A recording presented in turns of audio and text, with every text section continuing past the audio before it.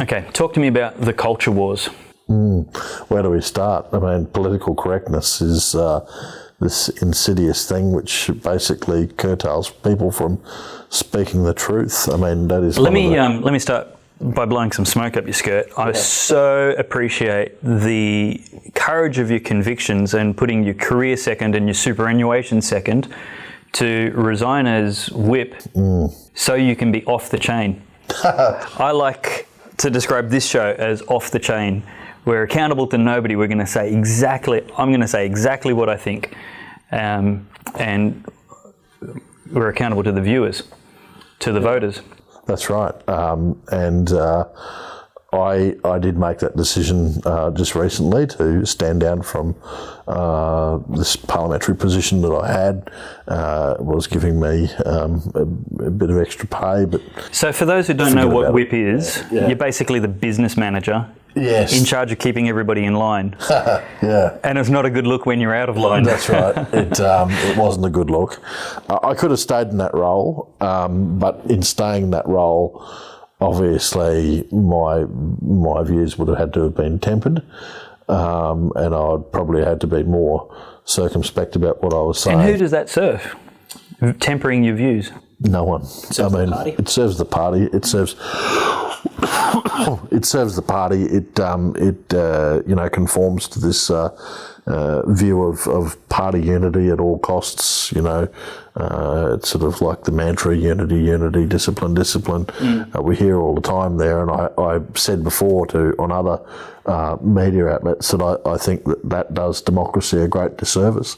We're the only democracy, Western democracy, that I'm aware of where party discipline encroaches so much that we don't regularly see people crossing the floor. We do in the US Congress, we do in, say, the UK Parliament. I'm not sure about Canada, but it is unlike most democracies around the world where you have this fluid sort of movement. People are voting different ways within political parties.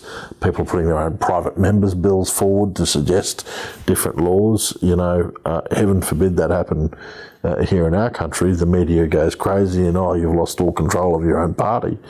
It really does democracy a disservice, because it does the voters a disservice by just sending someone to Canberra who's going to be a robot, and that's what the expectation is there. Now, some of my colleagues get a bit annoyed when I say that. I'm not saying that they are all robots. Certainly they're not. Most of the MPs there's a few.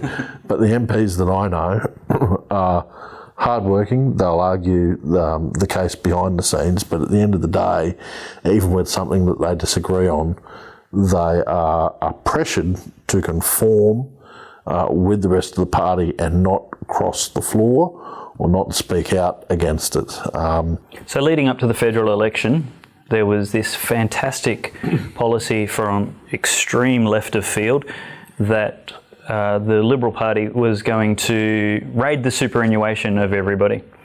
And you said, this isn't the best idea, and you got a text from Malcolm Turnbull saying, it sounds like you're on Labor's side. And your reply? I'm not on anyone's side but the voter's side, and the reality is I'm on the side of the values of the LNP with this equation. I actually got to say that I didn't say much during an election campaign about it publicly, maybe to my detriment, but when you're in an election campaign, everything is writ large, and speaking out against your own policies during an election campaign only serves to help the other side. So I didn't speak out much about it then. And then I had colleagues saying, how come you didn't say this before the election? Well, for the reason that I wasn't wanting to upset the apple cart and ensure that we were unelected, but it was still bad policy. I still flagged privately to people that it was bad policy. And after the election, I was telling people that were coming to me during the election campaign saying, we're not going to vote for you over this, to say, look, you cast your vote for me, I will ensure that we get this policy changed. And this is something I want to train every voter to do. Talk to your local member. Yeah. Talk to your local candidate. Grab them by the scruff of the collar and say, this is how you represent me. Stop safe schools. Stop abortion. Stop homosexual marriage. Stop raiding my superannuation. Talk about what you're actually interested in, and then vote for the person who represents you best. Yeah, I mean, if you get pushback from someone on the core issues that matter to you, you vote for someone else. But if politicians don't hear from people, they're just going to get their cue from someone who's telling them what people think. And I've got to tell you, there's a lot of people down in Canberra that want to tell you what the people are thinking rather than actually going out and listening to the people. So it is important. People have that right to see their MP. People have that right to get a foot in the door of the office and tell them what they think. Do it. And if you're too shy for that, an email that's not pro forma? An email that's not pro forma would assist as well. And, but there's nothing better than actually getting down and eyeballing the person and actually telling them what you think. And, let me give you the secret in politics. We all have gatekeepers. Our PA, they could be the best gatekeeper ever in saying to, oh, no, Mr. Such and Such is very busy, couldn't book you in for a period of time, which is often true, actually, I've got to say. My diary's chockers between now and probably the middle of April. But if you just say, look, doesn't matter when, I'd just like to have a conversation with him, even if it's just a phone call for 5 minutes, it'll eventually happen. So just be persistent. If you want to talk to your MP, you'll get the chance. Okay. Talk to me about Islam. Yeah, I think that everyone has a right to freedom of religion. If you want to be a Muslim, if you want to follow Islam, good luck to you. I've got to tell you, there's lots of Christian denominations that I don't particularly fancy, but it's not my role as a Member of Parliament to come out and attack a religion that I don't think is right. Everyone has their own choice in faith. Where it crosses the line is when you take that religion and you are trying to then make the ideology that might be embedded in that religion or intertwined in that religion the law of the land. That it causes a big problem for me. You can argue points based on your faith. There's a very big difference with Christians coming forward and talking about marriage.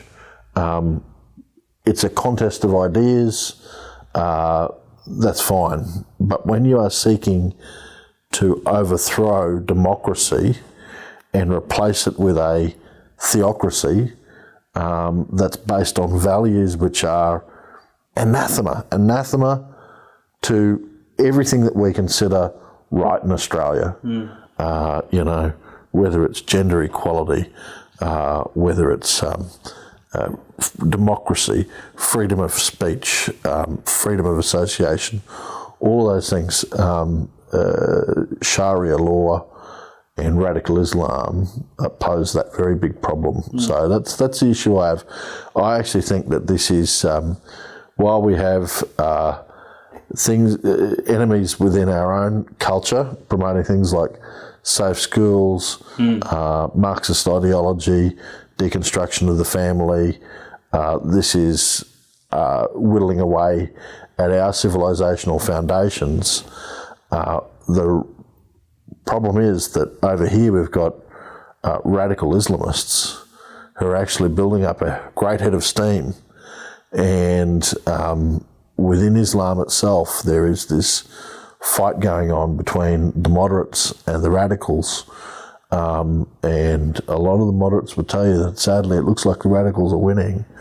And, if they do, that's going to become the great clash of civilization. And you know what? I think I want to highlight some of the things you've said, because I agree with all of it, but just to highlight some things, let's have the battle of ideas. Yeah. If Islam is the best idea for running our country, let's talk about it. Let me criticise Islam. Let me quote the Quran. Let me talk about the 1400 years of history and saturation of recent headlines of what happens under Islamic ideology when it's fundamentally adhered to. You got every right to. Let's talk about it. Don't call me a racist, because it's a set of ideas, not an ethnicity. Just the same as we do about Christianity. If you want to change the Judeo-Christian values and foundation of our nation, be my guest. Let's talk about it. I won't call you racist. I promise. That's right. Argue with logic, facts, data and evidence. Well, as we know, Islam isn't a race. It was a religion last time I checked. So it's the height of stupidity, people coming out and saying that it's racist to because you disagree with a set of ideas. You know, and a religion is a belief system, a set of ideas. It's most religious institutions are just that, societal institutions. They're open for criticism. And why is it that we can only have Christianity being criticised? You know, the Royal Commission into Christian institutions to do with pedophilia, from that level through to, you know, down in the Sydney Gay and Lesbian Mardi Gras, a bunch of men dressed as nuns. Well, I'd like to see a bunch of men dressed in Muhammad garb or in burqas. Yeah, let's see if you dare. Let's see if you would dare do that. But they don't dare, and why don't they dare? Well, probably for two reasons. One, they don't want a fatwa against them, and two, this is politically correct view that you can't do that. That's racist. It's not. People can criticise religion. You got freedom of religion, freedom of speech, freedom of thought, fundamental things for a Christian democracy, for a secular democracy, for any sort of democracy. You know, therefore, you know, you got the ability to criticise that religion. Great.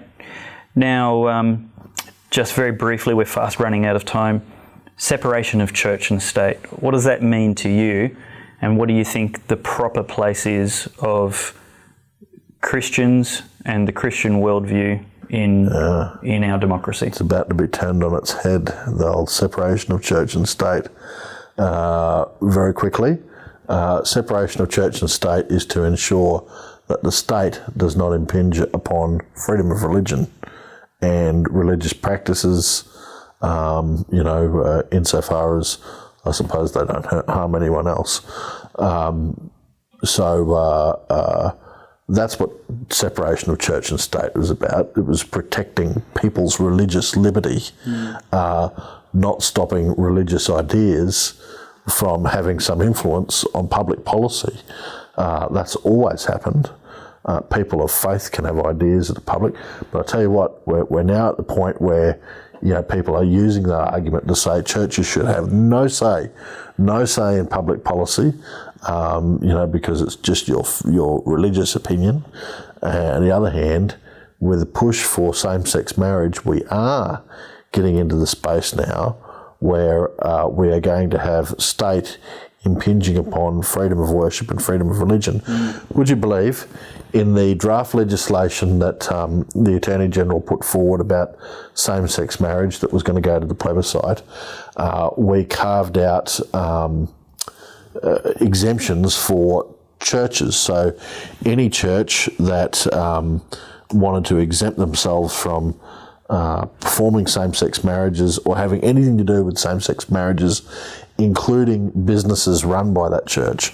So, for instance, a church might run a florist shop. They might have a hall for hire for wedding receptions. Many different things churches do to supplement their income. Churches, but not Christians. Churches, but not Christians, and that's another issue altogether. But even on the churches front, the Labor Party and the Greens came out and opposed us on that, saying that churches who run businesses, the business should not be exempt. So in other words, religion is only free as long as it's in this building, in these hours, on this day. So if it free one day a week. Yeah. So the only integrity you have is within your worship space, as a church, not as a Christian, because they're all against that, including my party. So the only freedom of religion you have is within your worship space, and if you have a church hall that you put out for rent, well, you have to rent that if a gay couple want to have their wedding reception there. I would love Labor MPs to go down to their local parishes and their local churches on Sunday and explain why they think the church hall should be rented out to a gay wedding. Yeah, well said. I so appreciate your time. It's been a privilege, and I hope we get to talk to you again. Thanks very much, David. It's been great.